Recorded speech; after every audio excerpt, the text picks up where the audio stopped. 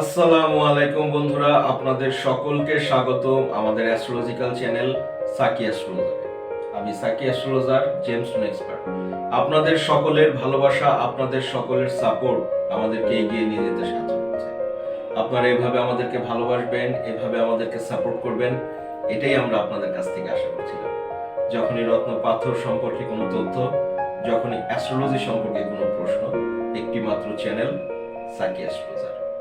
আমরা আপনাদের জ্যোতিষের সকল ভ্রান্ত ধারণা থেকে বের করে নিয়ে আসব এবং আমরা আপনাদের প্রতিটি এপিসোড খুব দক্ষতার সাথে সায়েন্টিফিক্যালি এবং অ্যাস্ট্রোলজির উপর চর্চা করে উপস্থাপন করে থাকছি। আশা করি আপনারা সকলেই খুব উপকৃত হচ্ছেন।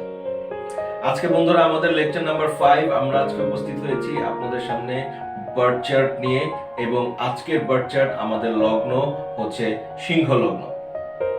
সিংহ লগ্নের কোন কোন রত্ন পাথরগুলো আমরা কিভাবে রেকমেন্ডেশন করে থাকি এবং সকল ঝুট ঝামেলা থেকে বের করে নিয়ে এসে সুন্দর এবং স্বাচ্ছন্দ্য করে একটি জীবন উপনীত করবে, সে ব্যাপারে আজকে আমাদের প্রচেষ্টা। বন্ধুরা, আপনারা স্ক্রিনে দেখতে পাচ্ছেন আজকে আমরা একটি সিংহ লগ্নের বার্থ চার্ট আপনাদের সামনে প্রেজেন্ট করছি। সিংহ লগ্নের অধিপতিকে, সিংহ লগ্নের অধিপতি সূর্য গ্রহ, দুর্দান্ত একটি প্ল্যানেট বন্ধুরা।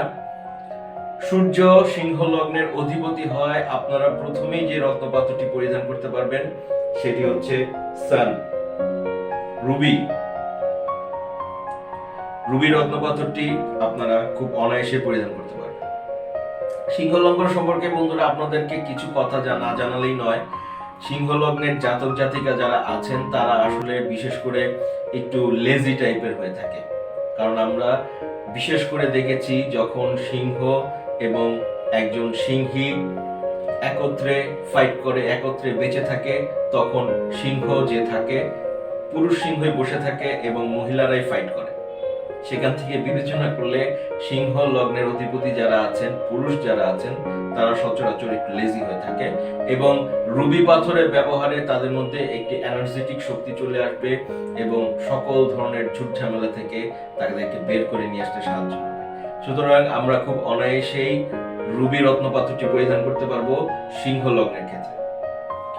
দ্বিতীয় যে রত্নপাত্রটি আমরা পরিধান করতে পারবো সেটি হচ্ছে আমরা পঞ্চমপতি বৃহস্পতির রত্নপাথর ইয়েলো সাফায়ার পোখরাজ। দুর্দান্ত আরেকটি রত্নপাথর বন্ধুরা, অবশ্যই দুর্দান্ত এবং অবশ্যই ভালো মানের পোখরাজ ব্যবহার করুন। আশা করি আপনাদের সকল ঝুট ঝামেলা থেকে বের করে নিয়ে আসবে। তৃতীয় রত্নপাথর নবমপতি। তৃতীয় রত্নপাথর বন্ধুরা মঙ্গল গ্রহের রত্নপাথর রক্তপ্রবাল রেড কোরাল।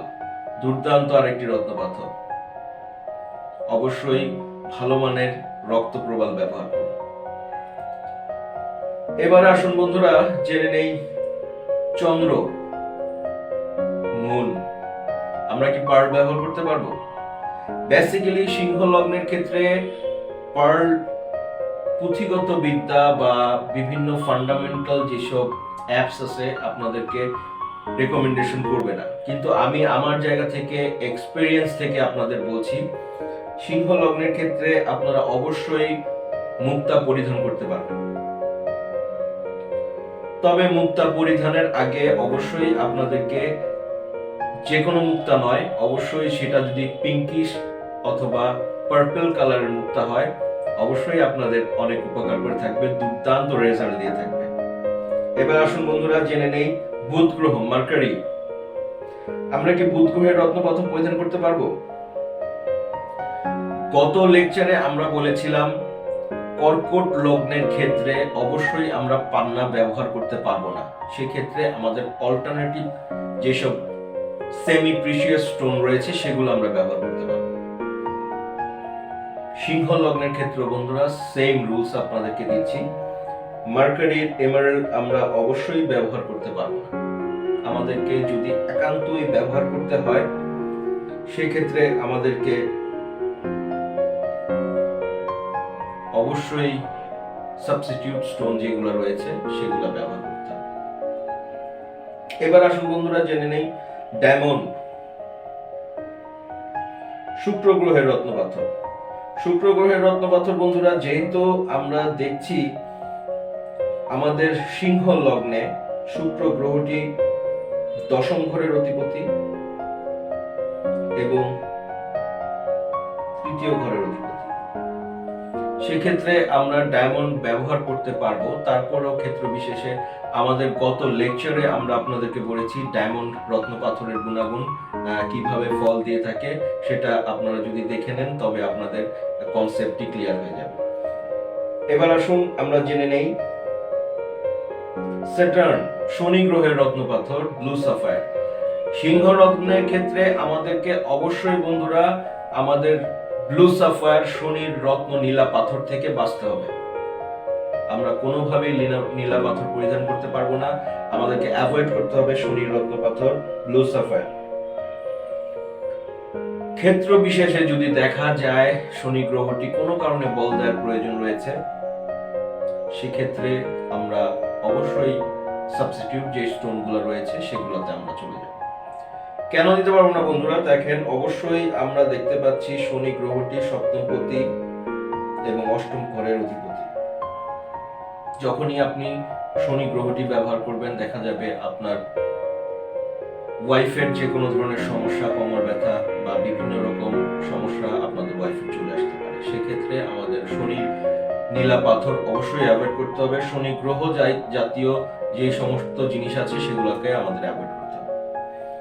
আর রাহু কেতু সম্পর্কে বন্ধুরা আপনাদেরকে আমরা ফার্স্ট লেকচারে তথ্য দিয়েছি কেন আমরা কিভাবে রাহু কেতু রত্নপাথর পরিধান করব। সুতরাং কনসেপ্টটি ক্লিয়ার না হলে অবশ্যই আমাদের ফার্স্ট লেকচারটি দেখে নেবেন। তাহলে বন্ধুরা আমাদের ক্লিয়ার হয়ে গেল আমরা কোন কোন সিংহ লগ্নের ক্ষেত্রে কোন কোন রত্নপাথরগুলো পরিধান করতে পারবো, আমাদের সকল ঝুট ঝামেলা থেকে বের করে নিয়ে এসে স্বাচ্ছন্দ্য করে একটি জীবনে উপনীত হবে। দুর্দান্ত একটি রেজাল্ট বন্ধুরা, রত্নপাথরের রেজাল্ট দুর্দান্ত একটি রেজাল্ট। আপনারা অবশ্যই ভালো মানের রত্নপাথর পরিধান করুন এবং আপনারা অবশ্যই একজন দক্ষ অ্যাস্ট্রোলজার দ্বারা আপনাদের বার্থ চার্ট বিশ্লেষণ করে তারপর রত্নপাথর পরিধান করুন।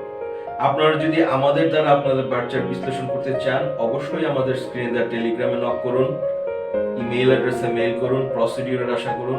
বিশ্বের যেই প্রান্তেই থাকুন না কেন, আমরা আপনাদের সকল জ্যোতিষ সংক্রান্ত সমস্যা থেকে বের করে নিয়ে আসার চেষ্টা করে থাকবো ইনশাআল্লাহ।